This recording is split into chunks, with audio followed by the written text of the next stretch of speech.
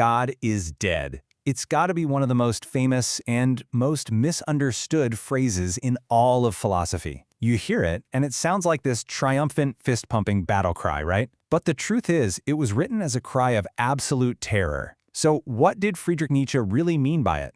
Let's unpack this whole thing. All right, here's our game plan. We're going to start with the universal human search for meaning, something we all deal with. Then we'll dive into what Nietzsche called our true world theories. From there, we'll hit the big one, the crisis of God is dead. After that, we'll get into his critique of virtue. See how we try to numb our existential pain. And finally, we'll be left with the massive unanswered question Nietzsche leaves for every single one of us. Okay, so to really get Nietzsche, you have to start with a fundamental problem, something that makes us totally different from every other animal out there. And it all comes down to the kinds of questions we can't help but ask. Just look at this contrast. On one side, you have simple questions. We don't really lose sleep wondering why we have eyeballs or hands. I mean, the answer's pretty obvious, right? To see, to grab stuff, to survive. Biology's got us covered. But then you look at the other side. What is the meaning of my entire existence? Whoa, there's no easy built-in biological answer for that one.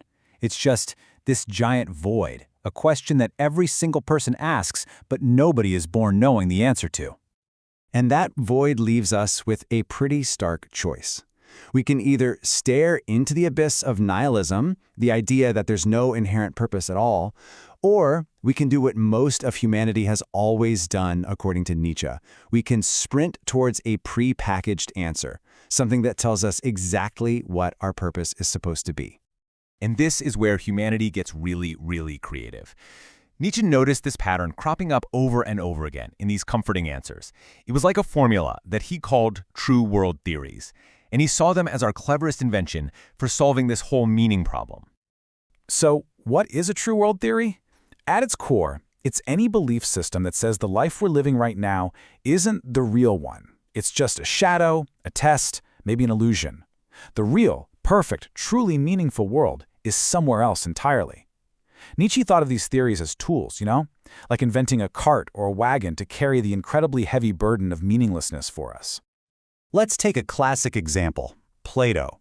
He argued that our world, what he called the world of appearances, is just made up of flawed, imperfect copies of things, kind of like shadows flickering on a cave wall.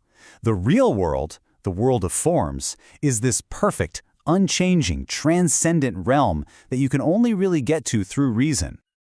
And you can see that exact same pattern continue with Christianity, right? Our life here on earth is framed as this temporary, super difficult test.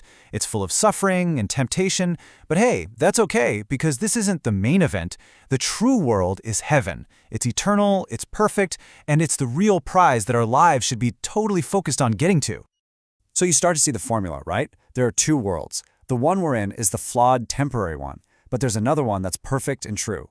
And our entire purpose in life becomes about getting from here to there. Nietzsche saw this same basic structure everywhere, not just in religion, but in things like political utopias too. But this entire setup, this whole structure, it's building towards a massive crisis. Because what happens when humanity gets too smart to believe in its own inventions? Well, this is where we finally get to the heart of Nietzsche's most famous and infamous idea. You see, Nietzsche saw this unstoppable trend unfolding. As science and critical thinking and psychology started to advance, the very foundation for these true world theories just begins to crumble. It becomes harder and harder for a thoughtful, reasonable person to just accept them on faith. We start to see them for what they really are, human inventions. And this is what leads him to his famous declaration. He writes, "God is dead. God remains dead, and we have killed him. How shall we comfort ourselves, the murderer of all murderers?" Just listen to the tone of that last part. That is not a celebration. And that is probably the single most important thing to understand about this phrase. Nietzsche wasn't celebrating. He was terrified. For him, God was a shorthand for the entire foundation of meaning and morality that had held up Western civilization for centuries. And he realized that we, with our own science and our own reason, had destroyed that foundation. We'd killed our own source of comfort. And he was absolutely petrified of what was going to rush in to fill that vacuum. So, if God is gone, what about the moral system that was built on top of that foundation? Well, Nietzsche argued we had to reevaluate that whole thing too. He had a really specific critique, especially of Christian morality, which he called slave morality. He believed it was a system cleverly designed to make the weak feel powerful by calling their weaknesses virtues. Nietzsche's argument was that systems like Christianity did this wild inversion. They took all the natural instincts associated with power and strength, things like ambition or desire, and they relabeled them as sins. And then, they took the qualities associated with weakness and being passive, like meekness and obedience, and they raised them up as the highest possible virtues. He saw it as a complete flip-flop, all designed to create a passive, controllable herd. Let's just take one of these, envy.